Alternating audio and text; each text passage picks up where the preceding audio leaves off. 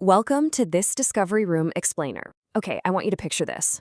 You're walking through a quiet, dimly lit back street in Tokyo, right? It's a freezing winter night. The whole city is asleep, the shops are shuttered, and the air is just perfectly still. But up ahead, glowing like this little neon oasis in the dark, is a row of brightly lit machines. You walk up, slide in a coin, press a button, and you hear that reassuring, heavy clunk. Instantly, a steaming hot can of corn pottage drops into the tray, warming up your numb hands. We're going to dive deep into this today because honestly, that simple, comforting moment, it is the absolute key to understanding an entire culture. So, what happens when an entire country essentially runs on automated convenience? Think about a society where high-tech automation isn't just some gimmick, but a deeply integrated, perfectly safe, and seamless part of everyday life. We're talking machines just standing unguarded in dark alleyways, next to remote rice fields, and up in tiny mountain villages.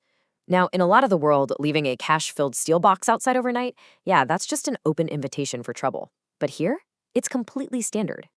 And the scale of this whole thing is absolutely mind-blowing. 4,150,000. That's roughly how many vending machines are operating across Japan right now.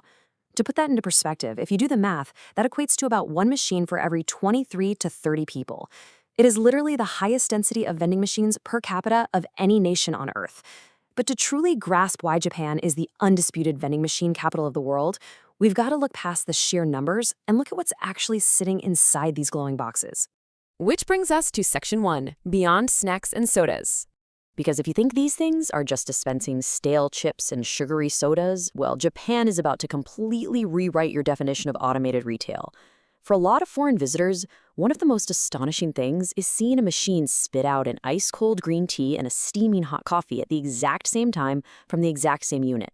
And right next to it, you might find a machine that literally cooks and serves up a piping hot plate of gyoza or a steaming bowl of ramen, complete with your choice of broth in under a minute. No way, right? And the deeper you look, the more bizarre and honestly wonderful these late-night finds become. Get caught in a sudden downpour? No problem, just grab a 500 yen emergency umbrella. Feeling a bit nostalgic? There are machines dispensing secondhand manga and used books for literally pocket change. And for the home cooks out there, get this. You can even buy a bottle of premium dashi broth that has an entire real flying fish floating right inside it. It's wild. You can even grab a fresh flower bouquet on your commute home. Or, say you're wandering around Akihabara at 3 a.m., you can snag a thick, crispy beef katsu sandwich straight from a butcher's machine. Or, hey, if you're feeling incredibly brave, you can walk up to a bright pink machine and buy edible insects. Yep, protein-packed crickets and diving beetles. It's like this endless 24/7 treasure hunt of curiosity. Moving on to Section 2, the cultural blueprint. So why does this massive, exposed, automated ecosystem thrive here and pretty much nowhere else? Well, it's not just about cool tech. It's actually a really unique socioeconomic cocktail. Japan's vending machine dominance rests on a few absolutely crucial pillars: an exceptionally low crime rate, brutal land economics, a shrinking labor force, and a deeply entrenched cash-based economy. Let's unpack that a bit. First and foremost, it comes down to trust.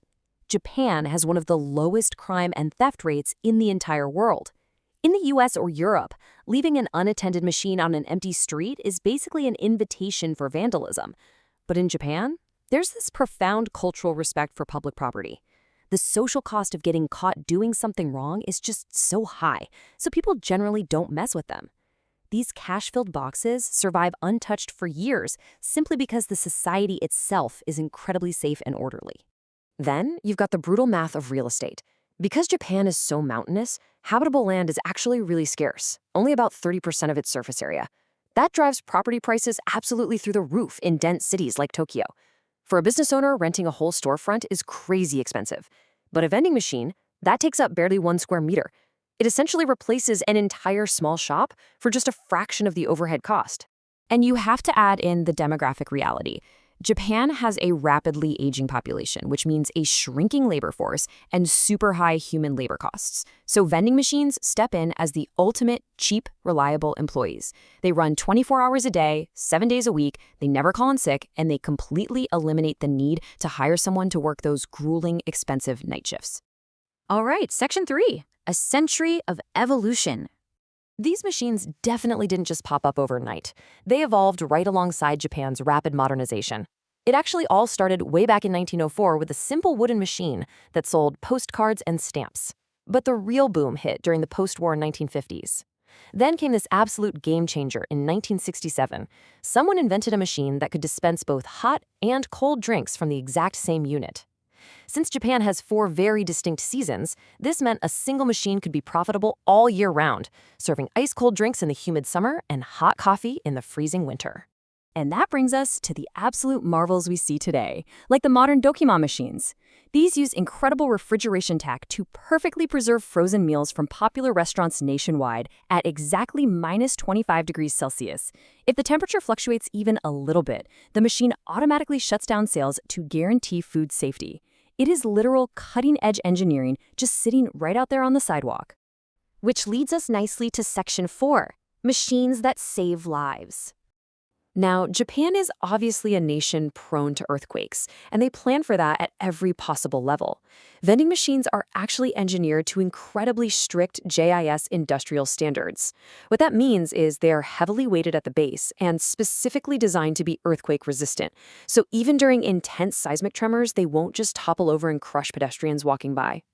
And during those major natural disasters, these machines actually step up to help.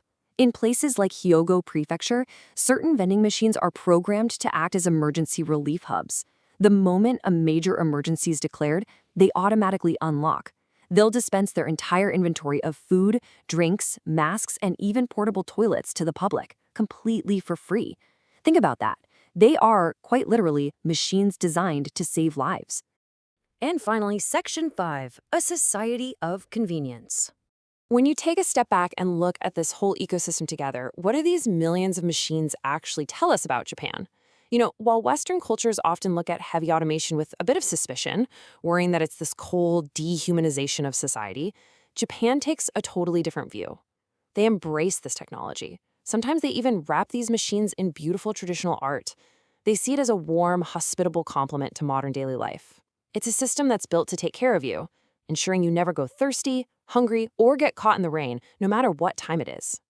There's this quote from our sources that I absolutely love, and it hits the nail right on the head. It says, "They're a reflection of how a society organizes itself, quietly efficient, deeply practical, and always just a button away." Because at the end of the day, it's not just a steel box selling soda. It's really a mirror, reflecting the safety, the efficiency, and the endless innovation of the people who use it. So as we wrap up this explainer, I really want to leave you with a provocative thought to chew on. Look around your own city. What does your public infrastructure say about your society's level of trust? Could a completely unguarded, cash-filled convenience store survive on your street corner? It's a pretty fascinating lens to view the world through, right? Thanks so much for joining me on this deep dive, and remember to keep asking those big questions about the simple things around you. Catch you next time.